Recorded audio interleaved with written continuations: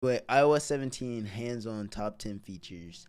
17. Let's I've been using it for about a month. It's probably the single biggest What's update new? that iPhones have ever had. You can do multiple timers at Oh. once. You can automatically clear out any used verification codes from your emails. You can reply to messages by swiping right. You can show it a photo of a meal and it'll tell you how to make it. Yo, he's overwhelming me, bruh. Oh my god. It these are a even lot. has an AI that can That's learn to sick, though. speak in your voice. Okay, now this took it a little too far. Like they did not need to do that. Which we'll test later. And these are just the little things. So, I'm here are not the sure. 10 I'm not major sure if you can changes that you download it. need to know. Bearing in mind that this is the beta. It starts Oh, it's the beta. at 17. I'm not sure everybody can download it right now. In other words, your phone will better understand what you're trying to say. And this works in two ways. Autocorrect is noticeably more accurate. Like, you can actually test this side by side with an iOS 16 Dang. phone Oh and my see God, that's how it amazing. just gets those really subtle human nuances. And Yo, I don't know if Dictation. anybody like I don't think anybody can tell, but I turned off autocorrect because autocorrect is so bad, bruh.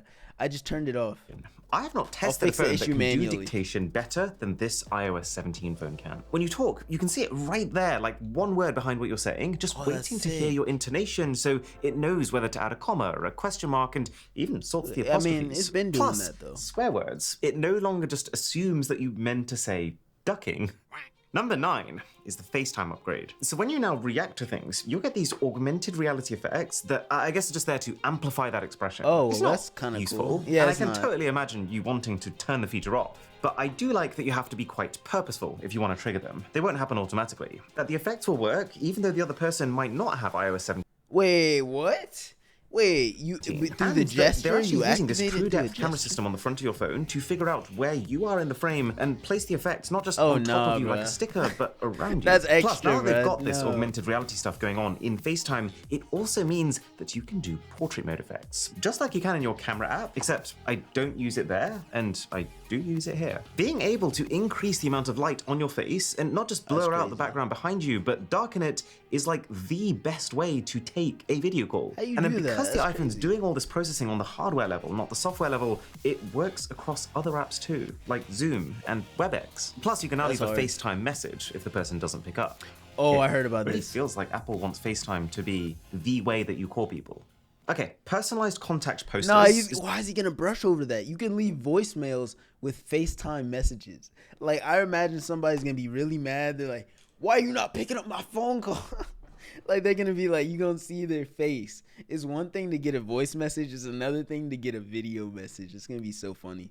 is probably the headline feature of iOS 17. Apple spent quite a bit of time at their event talking about it, and it didn't really register to me as something that would be any No, kind of game thank you, changer. bruh. But No, thank it's you. only using it that I'm realizing how smart it is. So you pick a name and then either a memoji, a me Milo G, a photo or a letter, and then you can fiddle with those elements till you get to a poster that you're happy with. Now the main downside is that it's not unlimited customization. You could definitely do more with this concept, but I imagine the reason behind controlling it is to create some sort of consistency. So everyone's posters follow the same format, so they're recognizable, and so those same details can be used in multiple different parts of the UI. And I really rate this feature. It feels very easy to get a result that looks professional. You flick between different presets, and even if your image doesn't fill the screen, they fade it out in a way that makes it look purposeful. And probably the best thing about contact posters is that it's you picking how you come across to everyone else. Up until this point, the best way to make all your contacts look neat and consistent has been you setting the photos and details for other people. I've tried to do this one by one a few times on some of my past phones because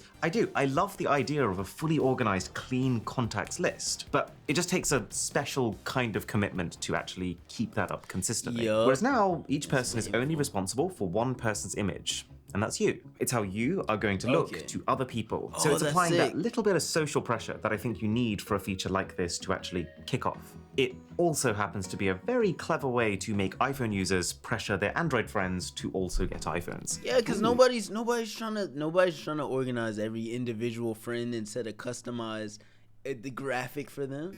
Ah, even Milo's glammed up. He doesn't look that good normally. That's cool. Now, Oh, the content whoa! Did you see that? glammed up. He doesn't Wait, look why that the good normally. interface look like? Bro, what is that? Is that voice FaceTime audio? That's what it look. What the hell? That looks so different. Now, the content posters also tie in really neatly with the new AirDrop. So what you used to have to do was to open the media you wanted to share, click share, and then click AirDrop, and potentially also who you wanted to AirDrop to. now, you just bring two iOS 17 Plus phones together and the transfer initiates. It's using NFC to check for other phones, which means that it's not like wireless charging where you have to perfectly align two things to an exact spot. And the way it animates is so sick. The first time I discovered it with Drisha, we just sat there for 10 minutes doing it again and again so we could keep seeing it in action. But also, they have fixed what I would say is the main problem with AirDrop, which is that it's only so far worked when you're close. Essentially, when you bring two iPhones together, they find each other via Bluetooth and then create a direct, fast 5 gigahertz Wi-Fi network between them. So the phone sending the file is like a Wi-Fi hub that the phone receiving the file is connecting to. That's why it's so fast. That's why you don't need to be connected to a normal Wi-Fi for it to work. But it's also why if you step more than about 10 feet away from each other, it cancels. There's only so far that your small phone can propel that direct Wi-Fi signal. So what happens in iOS 17 is that as soon as you pull your devices far enough away that the direct phone-to-phone connection fizzles out, both devices realize and they switch their connection over to an indirect transfer, where the device sending the file is just uploading to the internet at the same time as the receiving file is downloading from the internet. It's slower, but slow is better than never. But then it's not just files. You can also share your contact poster like this, along with all the other details about you that you want to. So there's now a very tangible benefit to each person filling out their own contact details and making their poster look nice. No, that animation, bro, that's so Apple. That's so genius. That's pretty. Okay, there is a Siri upgrade too. And I'm particularly glad that Siri is getting some love, because it feels like it was introduced 12 years ago as the future of how to interact with your phone, and then it just sat there, while Google Assistant has been getting better at a much faster rate. So, Siri now responds to just the word Siri. You don't need to say hey anymore. Me realizing that I've just accidentally triggered I'd rather just do hey Siri. Every iOS 17 user's phone.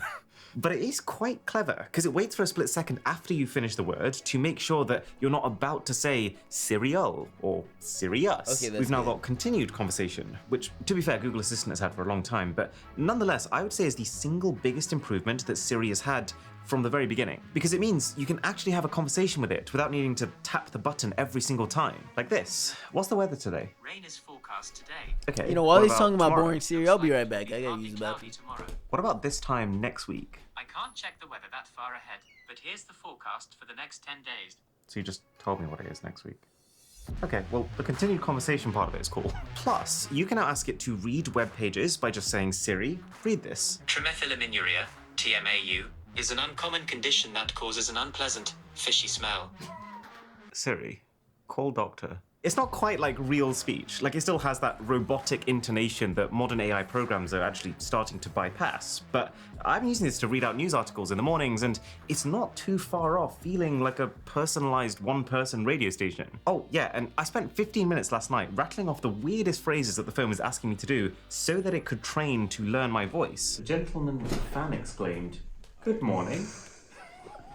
What is this? And to test the results in action... Hello there, my name is Owen Meany. I'm a 27-year-old economics graduate and I love phones. This can't be worth it, bro. What utility does this have? When will you be using your fake voice in a productive way? Or in a way that isn't gonna weird someone out? Those words to this phone. What's the point? Number 5. I know it learns your voice. I've seen this, but so for starters, you can make profiles like work. I don't want it learning my voice. It's a bit convoluted. You actually have to go into the settings to make those profiles before you can use this. But once you've done that, you can flick between these different modes by tapping this icon. I would say this itself is one of those hyper specialized features that I probably won't use because you already have tab groups, which can group all the tabs related to any one thing together. But what is cool is that they've also made the tab groups experience better too. You used to have to switch between them with this not so pretty menu.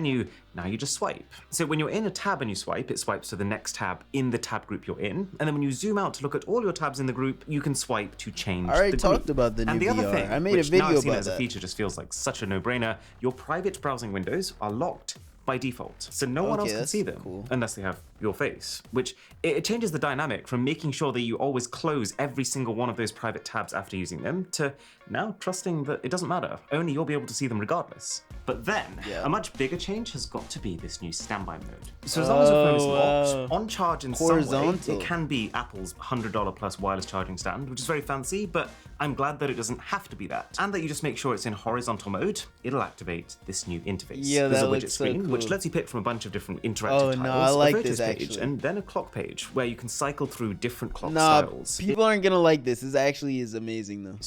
Now, I don't think this is for everyone. It's kind of everything your phone already does, but just presented in a different way. But there is certain contexts where I do see the benefit. Like if you're working, for example, and you want to keep an eye on your phone in case something important comes up, but you don't want to be on your phone, then sticking it a bit further away from you in this standby mode, it feels like a more passive way to keep up to date. Kind of like that Nothing phone we just tested. I'll leave that video linked from this one. I'm liking this new attention from phone makers towards mindful use of the smartphone. And probably the best part of it is that if you're really into sports, being able to see live scores without actually having to find a place to watch it and the distraction element of that, I think that's great. Oh, and it has automatic night mode. You know how you get those blue light filter apps that take out a lot of the distracting blue light that wakes you up and strains your eyes?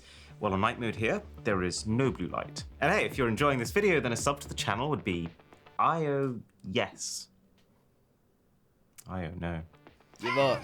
The interactable widgets Alright. do not end with standby though. So this is an iOS 17 home screen. You can call someone directly from it. And I Bro, suppose- nah, oh my god. You just have someone you're constantly calling that much that you got it on your home screen? That's crazy. Press C, you can configure it. So this left-hand button over here, for example, launches I can see why some people want to do that.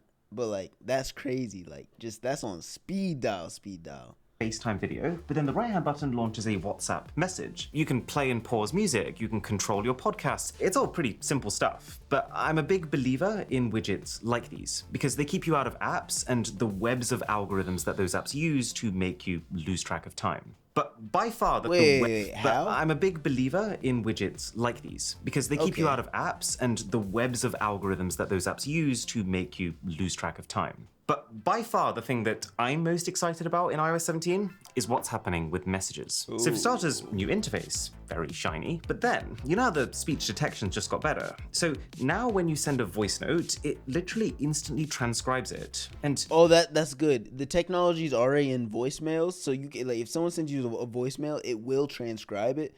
They just moved the technology over to iMessage, which is cool. it's smart about it. Like if you send a 15-minute recap of your life, it knows that that's something that the other person needs to listen to get. But if you just wanted to send a voice note that says, hey, remember to buy milk, because say you're in a situation where you can't type, then it will turn that message into text. The other person can get the contents of that message in whatever the most convenient way is for them at that time. It's a subtle thing, but I think it matters. And then the cherry on top is check-in, which is where your phone uses its location data to let the people you care about know automatically when you've reached where you told them you were going, which saves you having to do the whole text me when you get there. Okay, I've arrived, done. That already exists. It already exists. It's in the Find Me. It's in the Find My app. But they moved it over to iMessage, so that's cool. Every single Another time. case of But them moving. to be really it honest, to more so than iMessage. any of the features that are actually useful, I have had the most fun playing around with stickers. I have not once in my life made a custom sticker on a phone until iOS 17, because this makes it very that's cool. easy and very, very Can you make a cool. sticker So let's say bank? you're browsing your photos and you come across this masterpiece. You just hold down on the face and click Create Add Sticker. yeah. That's it. That's Like something that you Snapchat. can now drop straight away Yeah, that's what's up. They just stole that from Snapchat. Let's go. into messages. And not Let's just in this go. really flat way that feels like I a like it. typical conversation thread. You can put them anywhere. And then you can turn those digital stickers into what feels like physical stickers with different effects that respond to how you tilt your phone. Okay, that's I dumb, gasped bruh. when I What? saw this. Not because it's bleeding edge tech, what? but just because it's a really clever human feeling interaction. Oh, nah. Even those rainbow stickers, bruh.